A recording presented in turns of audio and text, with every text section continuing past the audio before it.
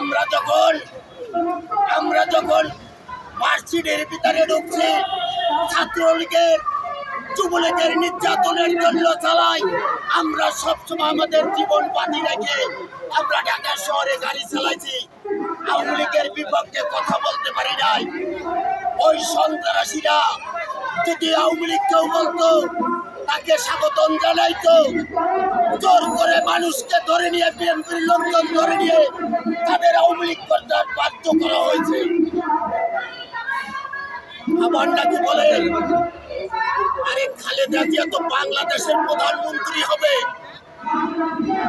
এই খালেদা জিয়া কোষের নেত্রী, সে কোনো খারাপ, সে কোনো শেখ হাসিনার মতো পালিয়ে যাওয়ার মতো নেত্রী না। ভাইরা জানেন, বাংলাদেশ থেকে শেখ হাসিনা পালাই গেছে, কিন্তু শেখ হাসিনা খালেদা জিয়া কখনো এই দেশের জনগণে ফেলে রেখে পালিয়ে যায় না।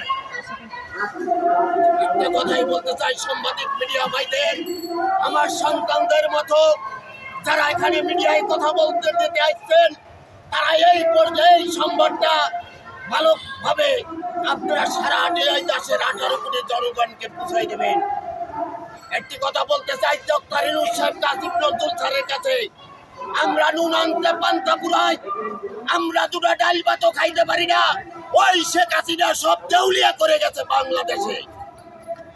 আপনারা একটা খবর মনে হয় সপ্তাহখানিক আগে দেখেছেন, ওই শাপলা চত্বরে বাংলাদেশ ব্যাংকের গভর্নর একটা কথা বলেছিল যে বাংলাদেশ ব্যাংক পূরণ করতে হলে ওই বাহির থেকে যারা লুটপাট করে যে টাকা নিয়েছে, হাজার কোটি টাকা, আমরা তা ফিরিয়ে এনে এই দেশের ব্যাংকের পূরণ করব।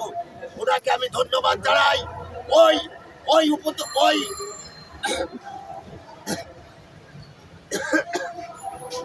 ওনাকে ধন্যবাদ জানাই যে আপনি যে কথাটা বলেছেন, এর জন্য আপনাকে ধন্যবাদ।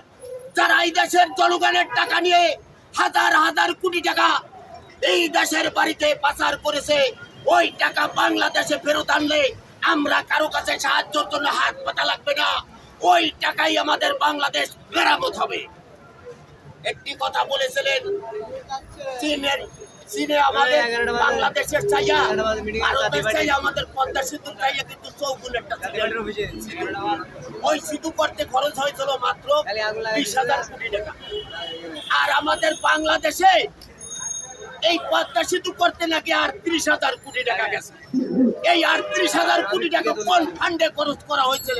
সব আওয়ামী লীগের সন্ত্রাসীদের পকেটের ভিতরে টাকা। জনগণের টাকা তো জনগণের রাস্তায় খরচ হবে, জনগণের জায়গায় খরচ হবে। কিন্তু